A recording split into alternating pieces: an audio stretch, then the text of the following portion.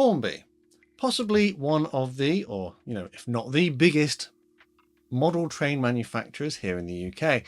And, they've been around for quite a long time. But one of the things that really bugs me about model trains from companies such as Hornby and the like, this isn't just exclusively aimed at Hornby, but I will discuss this in the context of Hornby. One of the things that annoys me, I think, the most is just how expensive the model trains are. But I think I may have come up with a solution, and if anyone from the model railway industry is watching, I don't need credit for this idea. You can wholeheartedly take this one on, and I would love to see it in the shops. Hello everyone, I'm Matt, this is Model Minutes, and join me on the workbench today as we do one of these little discussion videos. We haven't done one of these in a while, and I thought I would just share my thoughts on something that's been bugging me for the last couple of years. So my question is, should model railway companies such as Hornby make their model locomotives as kits? I'm sure that there are many of you watching now who are model railway fans, and you probably have the same experience of model trains as I do, where you go to the shop and they look beautiful on the shelves, but they are all what's called ready to run. They are all ready-made. They are already built, they're already painted. All you do is you take it home and you put it on your track and off it goes. So I know this isn't a model locomotive, this is a carriage, which I've had up on the shelf for a little while, but you can see, this is how it comes. It comes already pre-painted, pre-assembled, and you can get kits and things of certain aspects of the model railway scene. I have done some carriages. You can get the odd carriage here and there from different manufacturers as kits. You can get buildings and people and vehicles and things as kits, but primarily the main things that you want to run are what's called ready to run. They're ready to go. And a small caveat again, there are locomotive kits and things typically in brass or metal, or you can actually get 3D printed stuff now, but you still need to have elements like the chassis or whatever that may be prepared for you. You can scratch build chassis and you can build chassis from kits, but again, that takes a lot of sort of technical know-how to solder brass bits together and get the gearing correct and things like that. I feel like I'm going off on a bit of a tangent now. So whilst kits do exist, they are typically not much cheaper than the ready-to-run offerings, and you need quite a high degree of skill in order to complete them. From my understanding, these kits are kind of short-run, limited production products, and that means that their prices are generally a little bit high. And a lot of them, I think, as well, the sort of stuff I've seen online, they've been around for decades, so they may not be up to kind of current standards that we expect from the scale model industry. But this is my thought, right?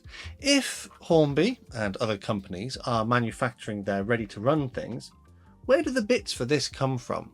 Surely these are all manufactured in a factory as raw components, because I mean, if I look at this, for example, we've got the bogies, which are one plastic molding. We've got the couplings, which are a couple of bits of metal which have been formed, the wheels, and we've got the body shell, which looks to be a couple of different bits as well, which are then painted. And I'm going to be honest, this is an older carriage from Hornby, and I think actually the main paintwork on here is the body is brown. It's the brown that it needs to be, and they've just done the yellow over the top, so it's fairly simple, it's fairly straightforward. So my question is, why don't model railway companies offer us their locomotives but in kit form? This is something that I would love to see, and there are a couple of reasons for this. Firstly, as we discussed, the model railway locomotives and wagons and things are really expensive. You go onto websites now and you're looking, some of the cheapest locomotives are over £100, and some of the high-end specification ones are, 200 upwards. There are some incredible prices online for model railways at the moment, and that's new. Naturally, if you can get them second-hand, they may be cheaper, unless of course they are rare, and then the price is just extortionate. My other problem I have with this is that, say for example, you want to customize your locomotive. So maybe Hornby or Bachmann or Dapol, whoever make the locomotive, they don't produce the specific version from the specific time period that you want to replicate. You want it with a certain running number, or you want it with a certain crew in the cab, or you want to have weathering on it. You want to replace the plastic molded coal with real coal. You want to add lights. Now you're starting to get to the point of, well, I've already spent £250 on a locomotive. Why should I then have to spend more time and money upgrading it from its base standard? Personally, buying something for £250 and then having to upgrade it and add extra details and, you know, fix little bits and pieces here and there, that just seems like excessive. I would be really apprehensive about spending £250 and then going and upgrading it or making additions, or even just repainting it, like changing it into a completely different livery because the companies don't make the one that I want. That just doesn't seem to make sense to me, to spend all of this money and not already have the thing that I want. So with that in mind, why not offer it as a kit?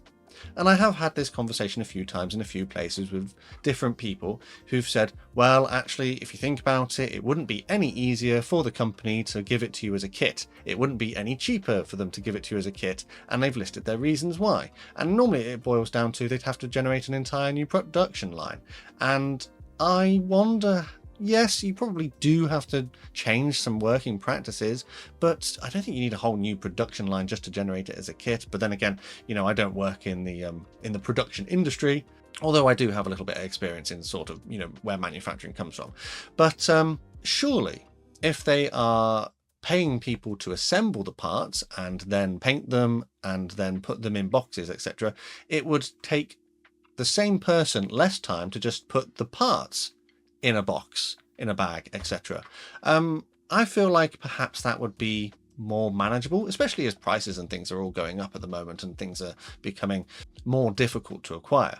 Perhaps this is a solution on many different fronts. I definitely know, you know, Airfix, when they started out, they decided to produce their Ferguson tractor as a kit because it was cost prohibitive for them to offer them out already pre-made. So that's why they offered them out as a kit, because it would have saved costs. So again, can the model railway scene save costs by offering these things out unpainted?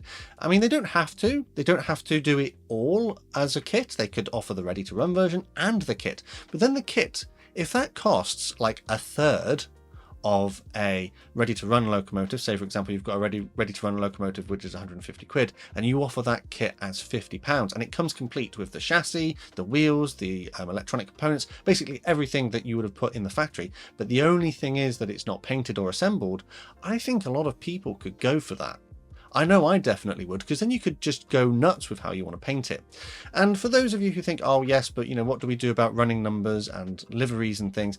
Well, there are companies online already, you know, who exist, who manufacture transfers and things specifically for model railway locomotives, so you can renumber them and stuff. So perhaps these companies could enter an agreement with them and get them to partner in and produce the transfers.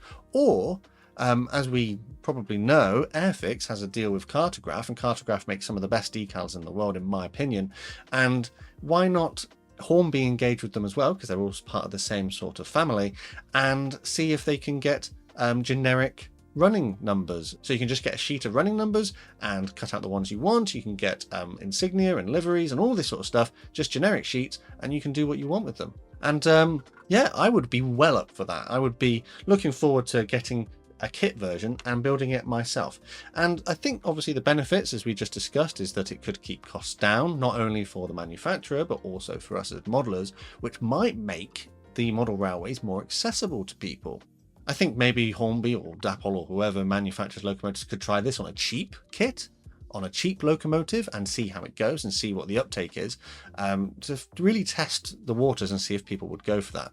But also, and I know I don't really complain about this, but I know other people have, who say that, oh, the hobby is dying, people are losing skills, they don't want to build things anymore, they just want plug and play, they just want to drop it down on the layout and have it work, and then you end up with loads of layouts which are all just carbon copies of each other because you've all got the same pre-made buildings and the same pre-made trains. Well, then this would sort of address that, wouldn't it? Because everybody could technically have a customized locomotive built to their own standards. And also, this then brings us into getting people interested in the hobby. People would potentially be interested in building these kits and are going, oh, that one that's running around there, I made that, I painted that, I did the wheels for that, I had to get someone to help me with the transfers. I've learned how to do varnishing, I've learned how to do weathering, because, you know, I'm going to be more interested in weathering and upgrading a kit rather than upgrading and weathering a ready-to-run locomotive. And this helps these people develop skills and develop that interest. So yeah, I think that actually, and I know people will say that there are negatives to this, but personally I think there are more positives that outweigh the negatives. But that's pretty much me and my thoughts, getting them out of my head. I've had this in my head for a couple of years now, and I thought I would share them with you.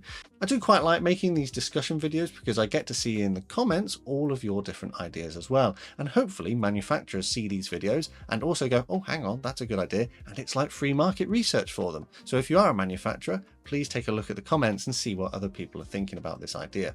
And maybe, who knows, in the future, we might have some model railway kits, which are much cheaper and perhaps add a little bit more value to our hobby.